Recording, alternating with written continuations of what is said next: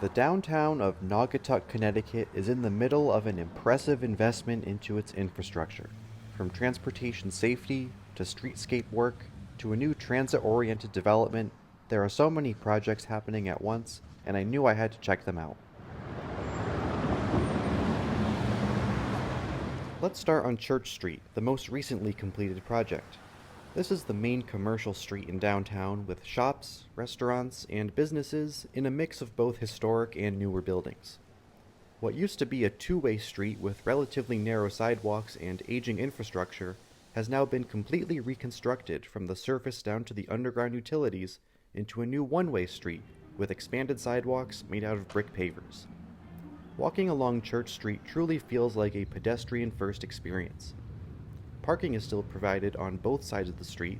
However, in parking prohibited areas, instead of just striping a no parking zone and hoping that drivers comply, a physical curb extension is provided to reallocate space for people.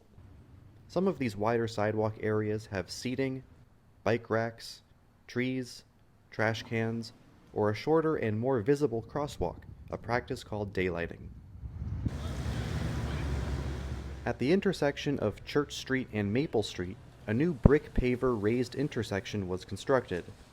This replaces a former signalized intersection with a stop-controlled intersection. Like the rest of Church Street, this new design prioritizes pedestrians by bringing the intersection to the same level as the sidewalks, elevating pedestrians, slowing down traffic, and creating a seamless experience between both sides of the street and over to the Naugatuck Town Green. With the removal of the traffic signal, people can now cross the street whenever they find a gap, instead of having to wait a full cycle for the walk sign to come on. Around the middle of Church Street, the municipal parking lot got a refresh as well. A few parking spaces on the north side were removed along the edge of the lot to create space for a new grand walkway between Church Street and Old Firehouse Road. Here you'll see some of the same amenities as on Church Street, such as places to sit, places to lock your bike, new plantings, and accessible curb ramps to get between the walkway and the parking lot. At the southern end of Church Street, we see this fun string light installation which must look pretty cool at night, and some more curb extensions for the last crossing at the intersection with Rubber Avenue. The sidewalks were also reconstructed through here, but with typical concrete instead of brick pavers. This road used to be super wide in this area, and so most of this new concrete is within the former roadbed, significantly widening the space people have to walk in front of the businesses. And this brings us to the next project, the Rubber Avenue Roundabout. Funded by a state transportation grant, this roundabout replaces a signalized intersection that had a huge expanse of asphalt, very long crosswalks, and was one of the most frequent crash locations in the area. I'm a big fan of roundabouts because they slow traffic down through the intersection, which means that any crashes that do occur are going to be far less severe. They keep traffic moving instead of stopped at red lights, and the pedestrian crossings become much shorter.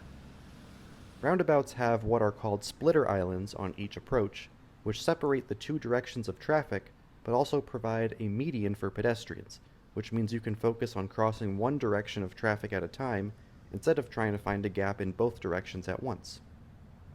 Now, given that this is Connecticut, where roundabouts are unfortunately still quite rare, the word on the street is that the locals are not thrilled with the roundabout.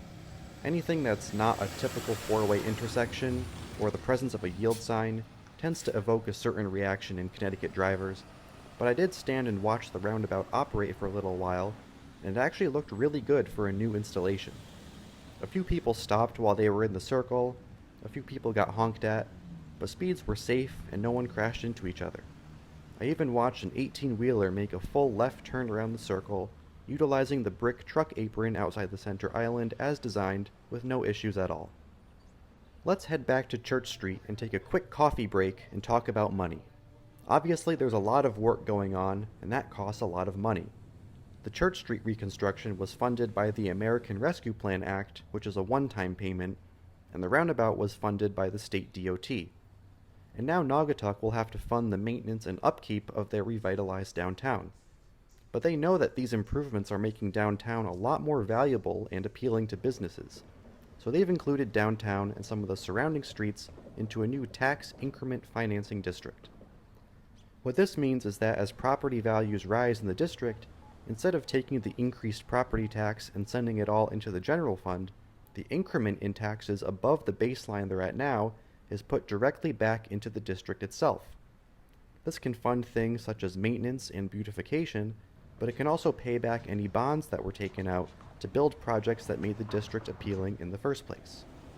Side note, as I was leaving the coffee shop, I realized I had been sitting next to the mayor of Naugatuck the whole time, which now makes sense as to why 3 separate people came by to tell him how impressed they were with the improvements on Church Street.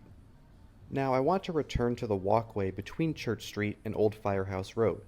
The walkway is not just meant to connect the 2 roads, it's going to extend even further into a new transit-oriented development district.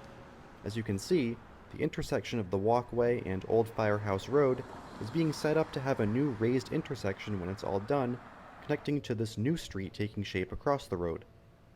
On the corner of Old Firehouse Road and Maple Street, a new development is going up, which will be mixed-use commercial and residential, with about 180 homes and 7,000 square feet of retail when all phases are done. This site used to be a contaminated brownfield parcel, and now we can see work progressing to construct new homes and new streets and sidewalks around the area.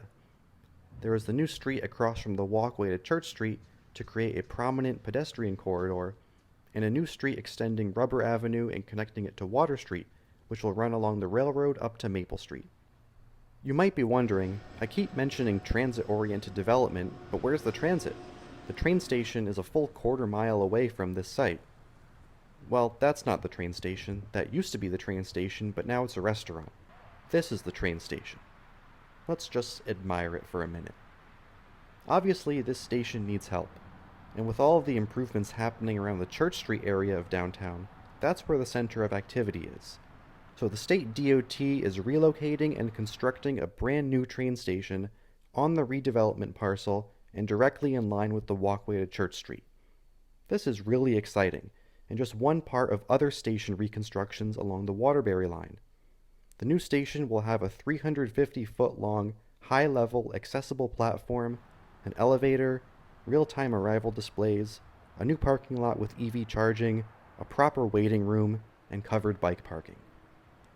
Through investments in infrastructure, Naugatuck has been able to transform an old street from a thoroughfare into a place to be, a wide and hazardous intersection into a traffic-calmed gateway, and a formerly polluted plot of land into soon-to-be new housing, retail, and a modern transportation hub.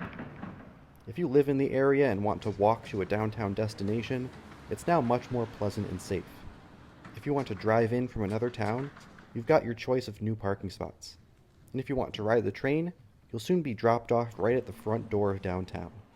What's happening in Naugatuck is inspiring, and I would encourage you to check out their new downtown and keep an eye on their continuing revitalization.